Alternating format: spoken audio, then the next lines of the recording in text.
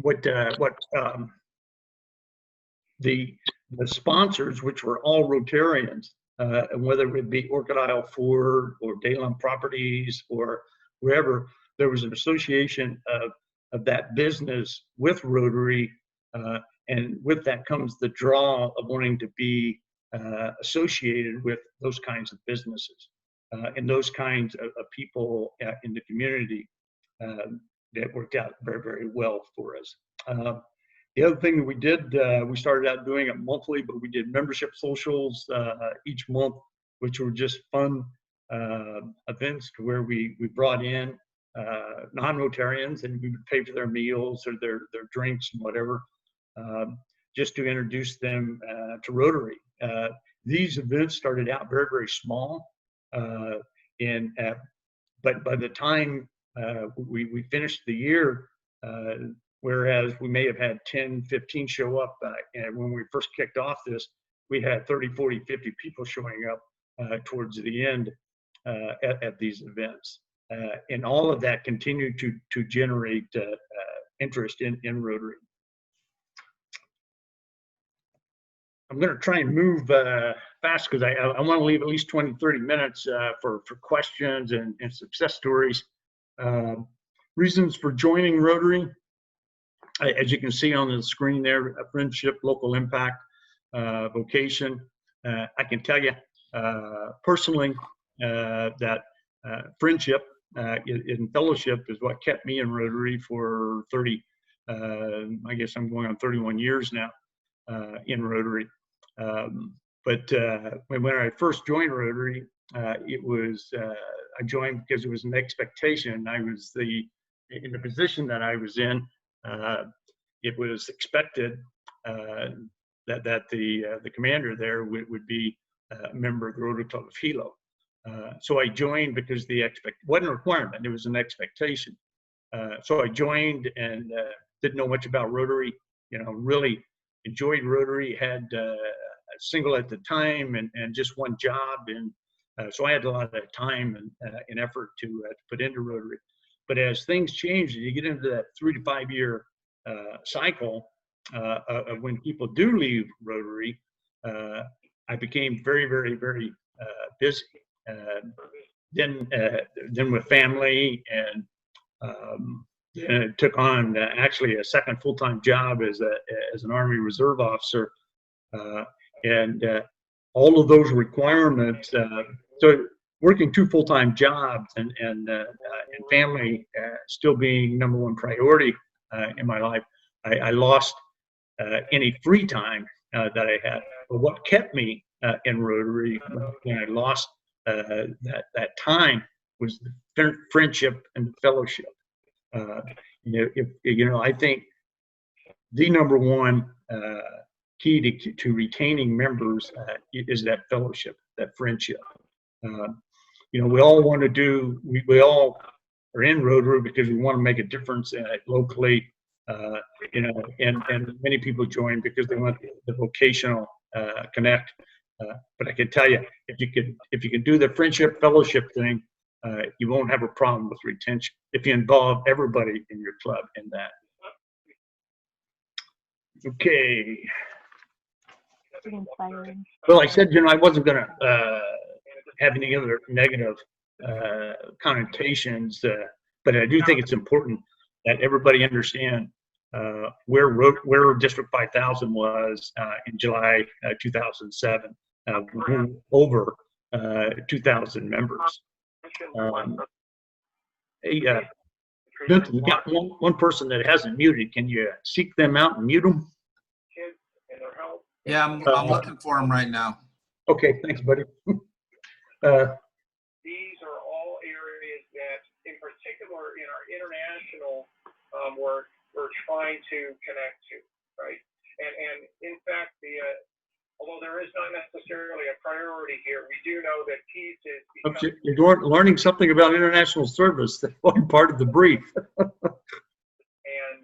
the scholarships that we hand out to diplomats or diplomats to be that are part of the work that they're doing when they leave those peace centers. Avenues of service. Anyway, in the concerns arena, why are Rotarians leaving? Unappreciated, unconnected. Again, that fellowship, friendship thing, and just the perception of it's not worth it. That what it is we're not involving them in the things that we do. How to assist. I think exit interviews are absolutely critical for the president, the PE, the board of directors to know why people are leaving. Some things we understand, like folks leaving, if they're relocating or whatever. But if they're leaving due to apathy or the club has not been welcoming in certain aspects or whatever, important for the leadership to know that. Talk to at-risk Rotarians. If you get Rotarians that are missing a number of meetings, the leadership needs to engage and find out why they aren't attending meetings, why they're not engaged, because guaranteed you're going to lose that member if we don't reach out. Membership recruitment, as I mentioned, the socials, the hooks that have to be out there, and everything we do, all of our community service projects. If we have up our banner with the contact information on it and stuff, we'll get hits from those. There's no doubt. And I'm moving along pretty quickly because I'm already 21 minutes in. Values and benefits of being a Rotarian. The business connections, I think are, very important. And, just coincidentally, last week, Naomi, had sent out an email to everybody, recommending that they support fellow Rotarians in their businesses and stuff, versus somebody that is, not a Rotarian. Networking is very important. The volunteer opportunities, it goes unsaid. And as we're looking at millennials and younger folks, things that we need to keep in mind that millennials are very involved in charity. Up to 77% of the millennials express a desire to be involved with charities. I'm going to keep on chucking because I got some. Increasing membership options. This is a one that I think is very, very important to the future of clubs here in District 5000. I'm not going to talk much about the E-Club at all because I got my good friend Lane that's going to come on and talk about the success of the E-Club that they have there in Honolulu, and there's steady increase in membership over the years and stuff since they started the E-Club there. But the key takeaway here is that an E-Club doesn't have to fit a particular parameters or traditionally. We have a worldwide E-Club here on the Big Island with members from Russia and Japan and throughout the United States. Definitely not traditional. Lane's E-Club is not traditional. But the thing that I wanted to get to on this slide, in its last bullet there, associate membership. And not only associate membership, but I think it's very, very important that we know that we have the flexibility of different types of membership. And I think going into, and it was mentioned at the very beginning, that how membership is going to be impacted by, the COVID-19 pandemic and, people and the impact that it's going to have on the economy and whether or not folks are going to be able to pay some of the very high dues. Some of the clubs have now, many of the clubs, the smaller clubs have very affordable dues as it is now. But let me just talk about associate membership real quickly. And we started that here during my year. And the draw there is for that member that wants to be a part of Rotary, but can't afford the large dues that the Rotary Club of Hilo assesses for members.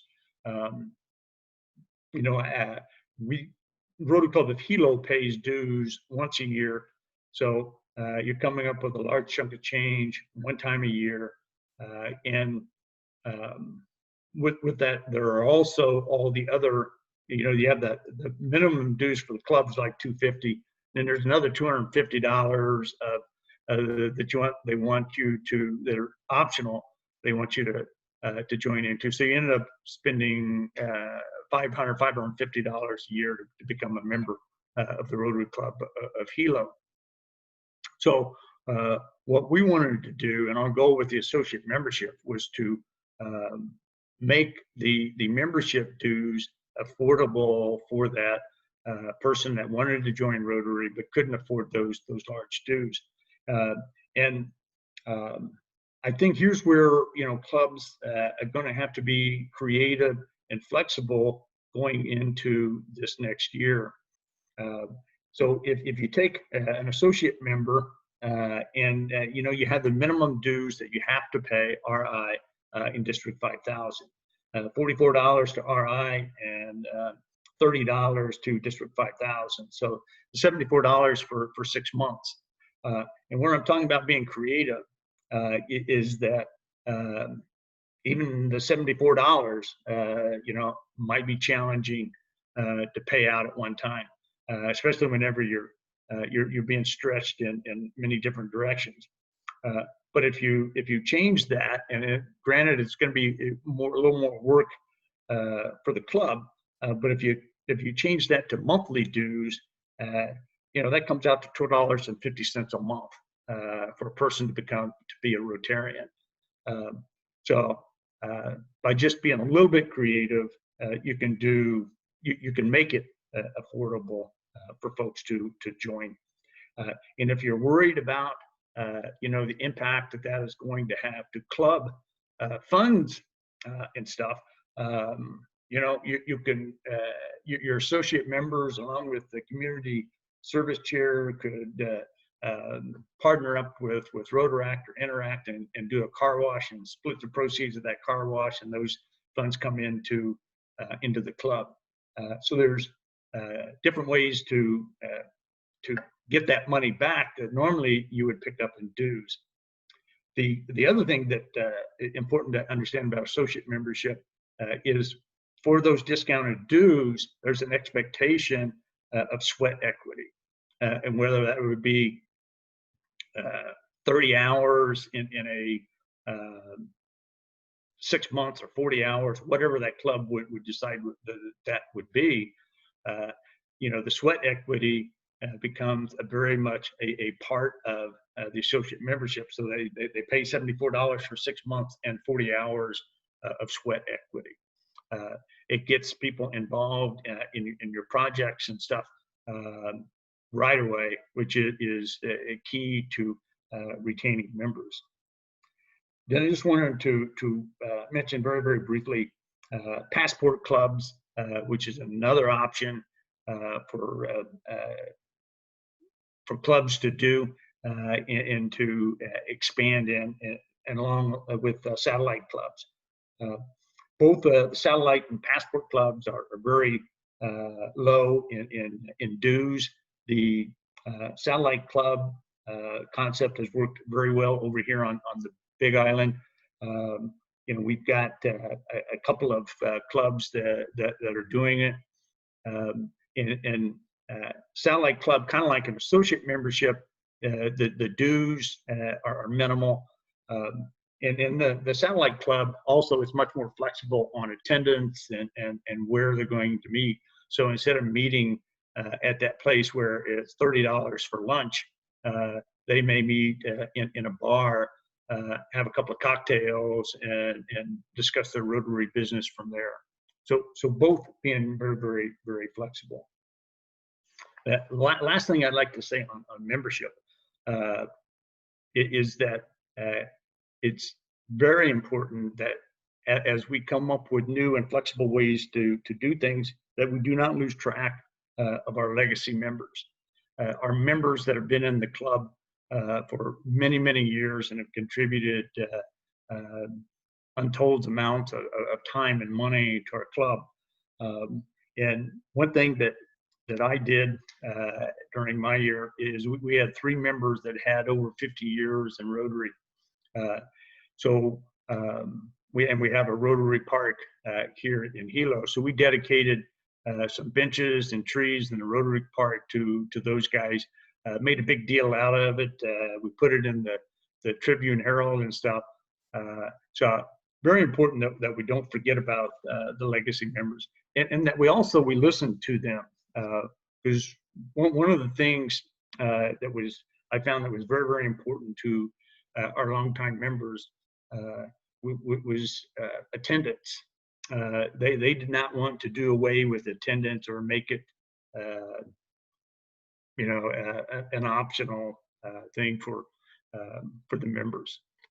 So what we did was to make attendance so easy to make up that if you're a Rotarian, it was very easy. We gave a makeup for every hour of community service that you put in, every hour for attending a board meeting or a committee meeting, or we gave makeups to anybody that was doing anything Rotary-like, thinking it was more important to be Rotary-like than it was to attend a luncheon meeting. Okay.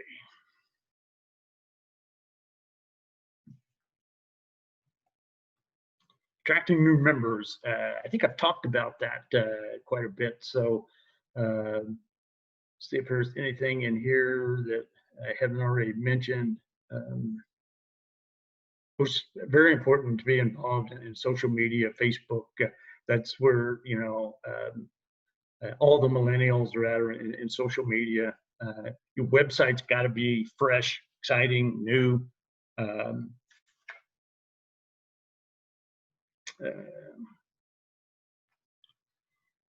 And the PI and the branding, just extremely important that everybody knows what you're doing out there.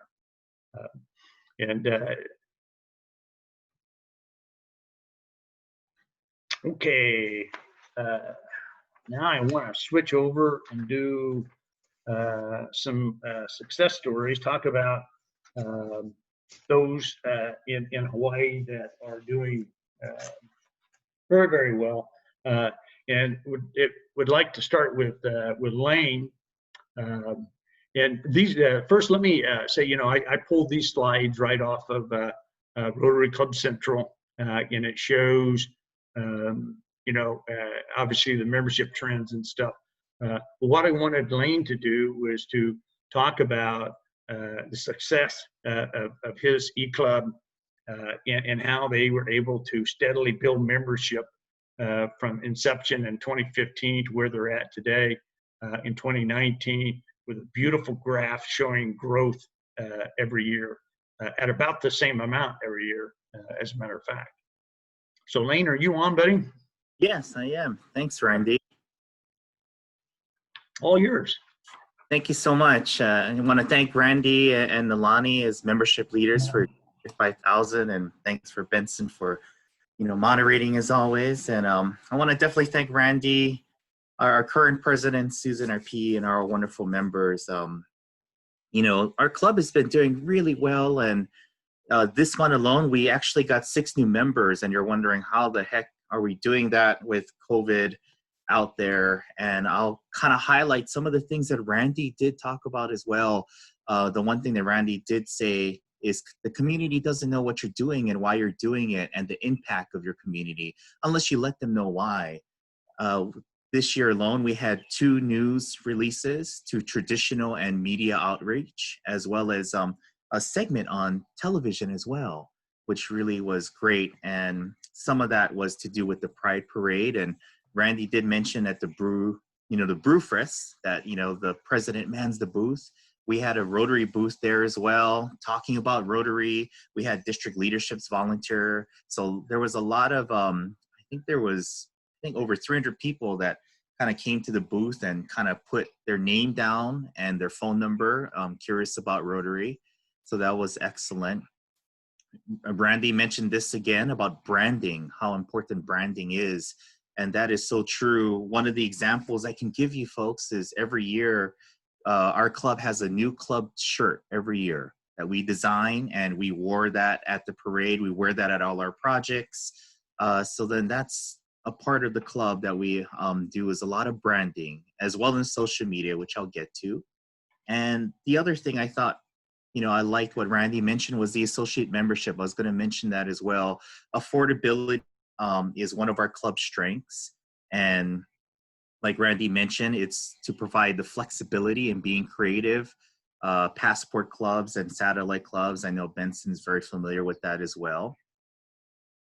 And engagement before and now during COVID. And again, Randy mentioned this as well. Millennials out there, you got to keep your content fresh and moving. So meetings are recorded and posted to our Facebook page, all our meetings. We're very active on social media with almost a post a day. And that is what Randy's trying to get at, is that keeping it fresh, moving. We have about 1,331 followers on Facebook and 1,551 followers on Instagram. If we have an Instagram post, there's usually 25 to 50 likes on that post alone. So that kind of shows the engagement of the audience out there liking our what we're doing. And that's how we get potential members as well. Some of the potential members that we have been getting, they're looking at our posts in Instagram and they're like, wow, I really like what you guys are doing in the community. I want to be a part of that. So then Facebook, for example, every post, there's about 25 to 30 likes every time we post in Facebook. And the Facebook post reach, we usually reach 1,000 people, which is huge. So that's great for just not our club, but all of Rotary in Hawaii. We're happy to do that because, shoot, that helps, all of us together, on our District 5000. Instagram posts, we can reach about usually on average 645 people. That's quite a bit as well. We're reaching out again to all the folks on Instagram, and it has become a very predominant platform for the millennials as well. Website. The other thing that's great is we have 269 views a day per day on our website, and 185 unique users every day trying to look at our website. And that is because the content is fresh. It keeps it going. That is another thing our club is doing. And, meeting opportunities. So we're trying to do that to keep opportunities for members to be engaged. We just had a project on Thursday and Friday as well. Our club did. So we had 2 projects, this week alone. So we're trying to give that opportunity for members, even during this time, to, give something for the members to do, because some of them are at home and they want to feel a sense of purpose and they want to be the difference in the community during this COVID. So this time of COVID. So that's also one of the things we're doing. And, the other thing that I wanted to close out with too was friendship and fellowship. Definitely helps retention. Like Randy was saying, you do that, people are going to stay. So we do have a weekly Pahana, and we do fun games in the Pahana, some fun question games. And we had bingo. We actually did a drag queen bingo, which was funny and fun last week. In 3 days, we sold out of 100 tickets, and that really helped fundraising for the community. We had 3 nonprofits that it went to, so it was really great. And what happened is we got people from, like all across America that came to our that came to the bingo. Even Clint was there. Past DG Clint even showed up from Idaho all the way down there, and was playing drag queen bingo. So it was great to see some new faces, and seeing what we're doing in Rotary here in Hawaii. So That's all I had, but I wanted to tell Randy, thank you again for allowing me to share and help others. Awesome. Thanks, Lane. Sure appreciate you and the E-Club. That's for sure, pal. Appreciate you too, buddy. So I got a few more success stories that I wanted to touch on here real briefly. And this is Rotary Club of Hilo, my parent club here. And as you can see, you know, the growth over the last 5 years. But one thing I wanted to point out on Rotary Club of Hilo that I think is very, very important is, you know, we're up to, I think, 91 members currently. We won't finish as a net 91. But what's very important is our PE, Nancy Cabral, set her goal for membership at being over 100 during her year. And she has steadfastly stayed with that goal. And even with COVID, I think that she will get to her goal because she set the goal. She let everybody know what her goal was and what her expectation was, and that she is going to take Rotary Club of Hilo up over 100 people during her year, which is, by the way, Rotary Club of Hilo's centennial year also. And the takeaway there is the importance of setting that goal and then striving for that goal. I'm sure she's not going to get to 100 and quit. She will get to 100 and just keep on going. But like I said, she set that goal for herself 2 years ago, at least 2 years ago, and she will get there. Also staying on the Big Island, you know, I think Junichi's on the line. I seen him in earlier, but you know, they're up 7 for the year net. I just wanted to ask Junichi if there was anything he wanted to say about how they were able to do that.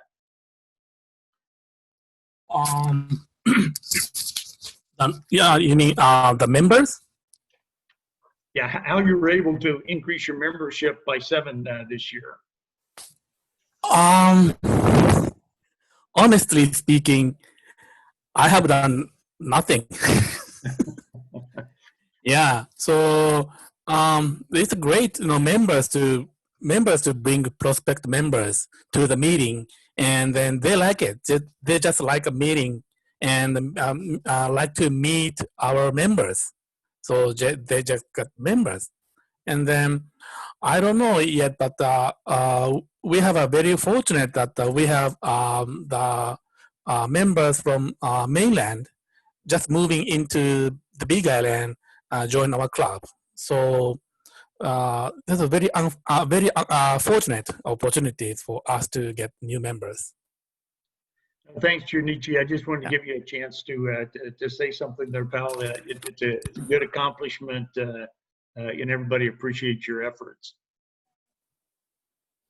So next one I wanted to highlight here is, there we go, was Lahaina Sunset. You know, they're up 56% from 5 years ago.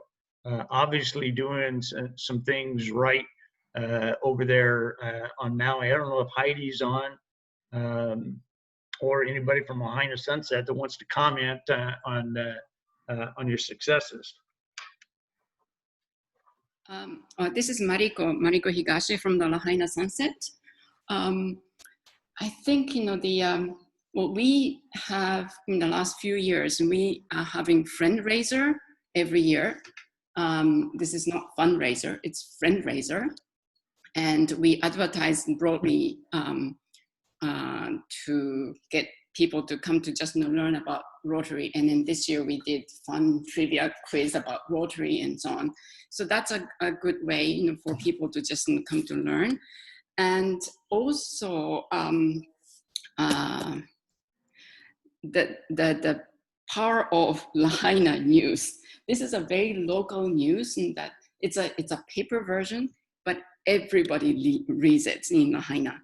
So, you know, we make sure we have a media guru, John Laird, who puts every single project that we do and on that paper and about our meetings and our projects and so on. So that really gets the media attention. So that's probably a very big success factor. Thanks. That's awesome, Mariko. Over to Kauai, and I seen Rick Goba was on earlier. Rick's made a tremendous difference this year. His club's up 7. Rick, you want to talk about your successes?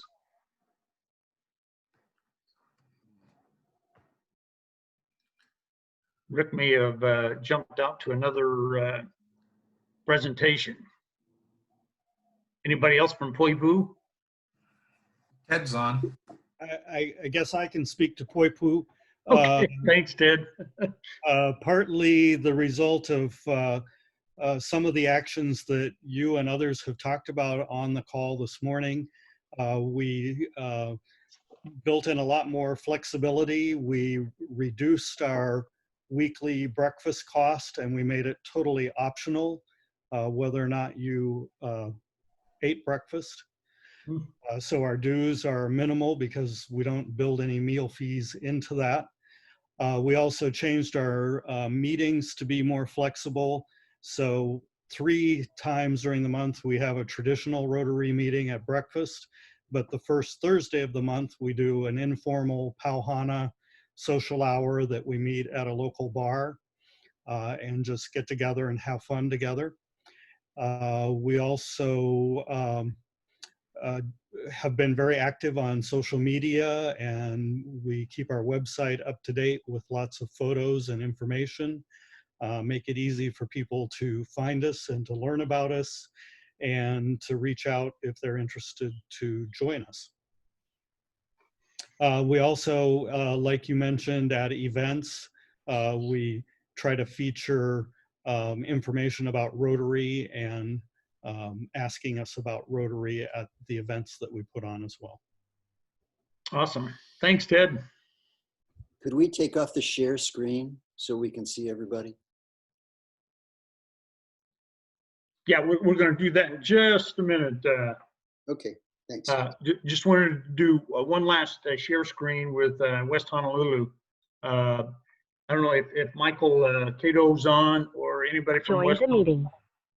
But you know, the key takeaway on the West Honolulu Club that I wanted everybody to see is they obviously have done a great job on retention. You know, with a slight growth, but I mean, they 5 years ago they were 43, and you know, today they're up a few from that. But just an excellent example, and if somebody wanted to reach out for some information on their key to success on retaining folks, they would definitely be the ones to do so. With that, I'm going to remove the share screen and go to questions and answer questions. Okay, there we got the regular screen back. So Vincent, you got the questions, huh, pal?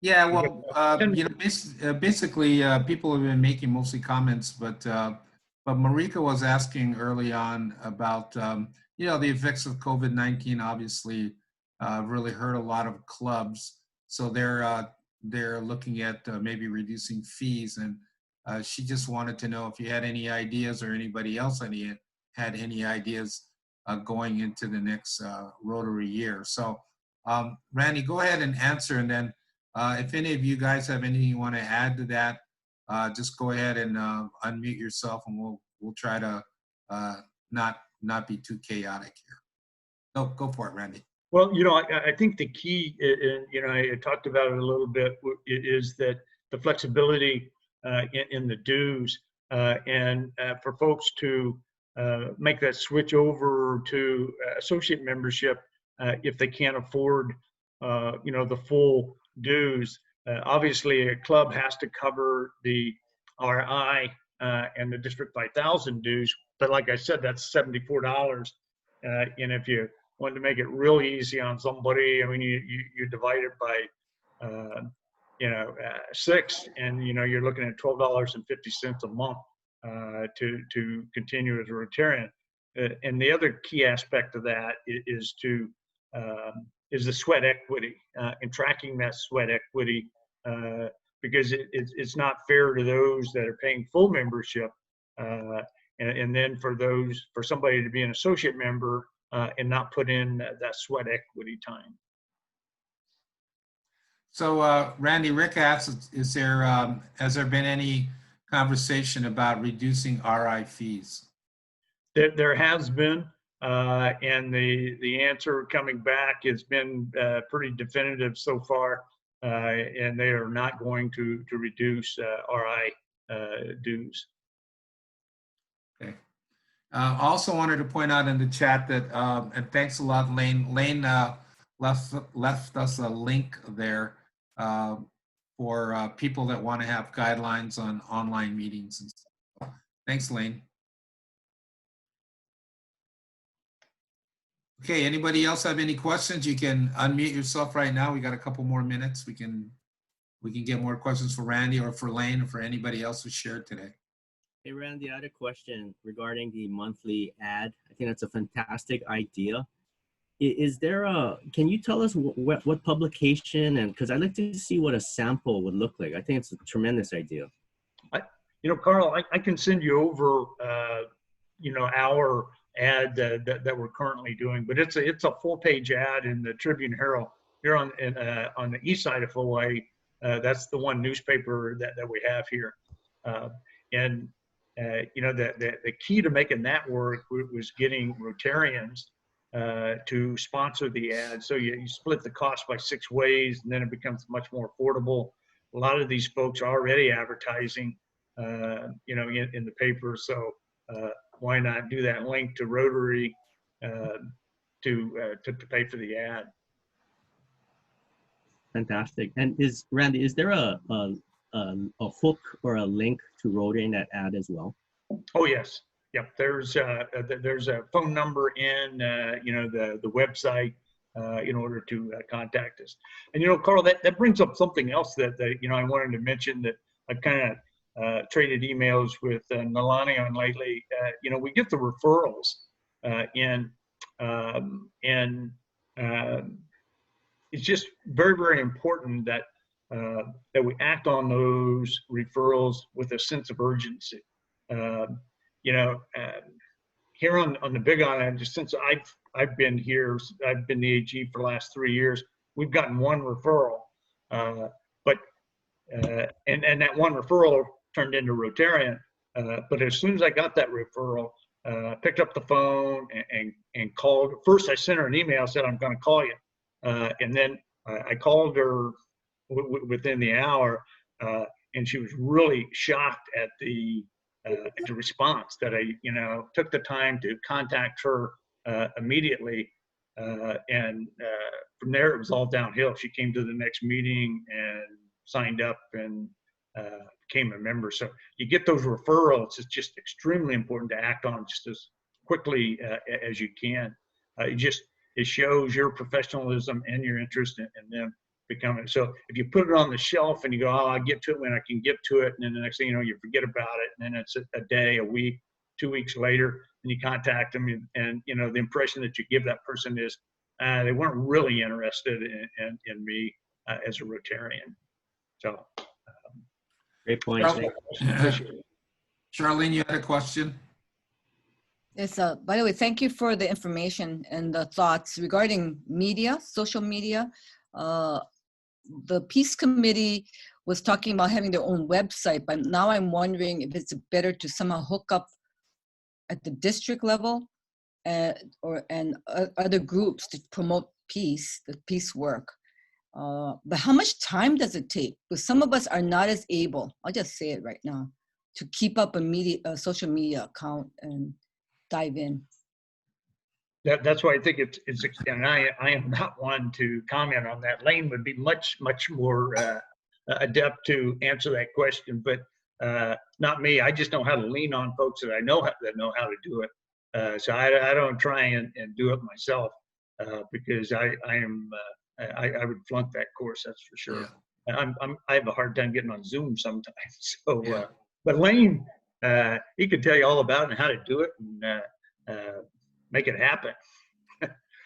So Well, I reach think out it's to not Lane. making it happen. My concern is many of us don't have, well, we're not maybe committed to put the amount of time it might take. Daily posts. I mean, I can probably generate some information, but I'm just wondering about daily posts, maintenance, follow-up, and all that. So I'll get a hold of him separately. Thank you. So let me make a comment about that. And the reason why you have groups like Randy Soriano's club and you have Lane and his group is that you have to develop drivers, okay? People that are going to drive certain things. And so if the club is going to survive and even thrive, you need to have at least one. The ideal amount is like as many as you can get drivers, people that I'm going to post every day on Facebook. I'm going to post every day on Instagram. I'm going to push our ads out. I'm going to connect with other Rotarians. So I know in our club we have just a few of us, just like 3 or 4 drivers, and these are the people that are continued to that want to update the website every day. And so I would recommend that you look around. Okay, who's going to be the drivers in our club that are going to drive it? Whatever it is, because if you got guys, and I see Lane nodding over here, you got to have some drivers, man, that are going to take a certain piece of it and continue to drive it relentlessly to keep it out there. And real quick, like what Benson said, drivers, but having all the drivers consistent, like staying in that. Correct. Yeah. Staying in the same freeway, going the same, not one veering off the other end when they're driving. Yeah. Content. I wanted to add, I think there's a point there what Charlene was saying, this is Gwen from Metro, is for what reason are you posting? Is it to promote peace service projects? Thinking about what you're trying to do. If you're trying to involve the district, then or the rest of us, it may not be the best way, or it may be the best way. If you're just trying to do it within your club, it may not be the best way if everybody isn't on social media. So you have to think about who your audience is and what you're trying to accomplish. And it may be that you're trying to get more of the district involved, and it might be better going through the district at that point and helping drive it from top down. So I think that's the bigger question. Right, and thanks for the comment, because I think that for the Peace Committee, it's relatively new. And so we're not just driving and staying in our lanes, creating the road. I feel like we live in Pune all the time. Yeah. We're creating roads. Okay, folks. So, hey, man, we just whipped out an hour, man. How fun was that? So it's about 3 minutes to 10. So what I'm going to do, I'm going to stop the recording. I'm going to close this meeting out. We're going to take about a 3-minute break, and then we got Connie is just going to do it to us for the next hour. So thanks a lot, everybody, for coming today. If you've got any more questions, you can reach out to Randy or Lane or Charlene or whoever's on the meeting directly, or post something in the Zoom chat. So thanks a lot for coming, and we'll talk to you in a little bit. If you're hanging out for club service, you can stay right where you are. This is your bathroom break. Get another cup of coffee, do whatever you need. So mahalo, everybody. Thanks for coming.